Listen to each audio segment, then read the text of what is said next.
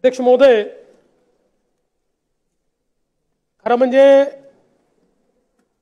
नवीन सरकार आल्यानंतर विधानसभेतलं हे माझं पहिलंच भाषण आहे आणि म्हणून मी सर्वप्रथम या विधानसभेच्या सर्व सदस्यांचं आणि महाराष्ट्रातल्या 14 कोटी जनतेचे आभार मानतो की महाराष्ट्राच्या 14 कोटी जनतेनं आमच्या महायुतीला घवघवीत यश दिलं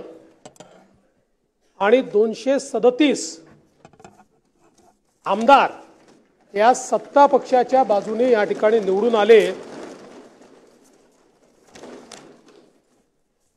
आणि ही जी काही आमची महायुती आहे या महायुतीमध्ये आमचे सहकारी आणि तत्कालीन राज्याचे मुख्यमंत्री माननीय एकनाथराव शिंदेजी असतील, राज्याचे उपमुख्यमंत्री, दादा काही लोक परमनंट उपमुख्यमंत्री म्हणतात पण माझ्या तुम्हाला शुभेच्छा आहेत, तुम्ही जरूर एक दिवस मुख्यमंत्री व्हा, असे आमचे अजितदादा पवार आणि आमच्या सोबत जे वेगवेगळे घटक पक्ष आहेत अशा सगळ्यांनी एकत्रितपणे जे सहकार्य दिलं त्या सहकार्यामुळे आज हा एक प्रचंड विजय आम्हाला या ठिकाणी प्राप्त झाला।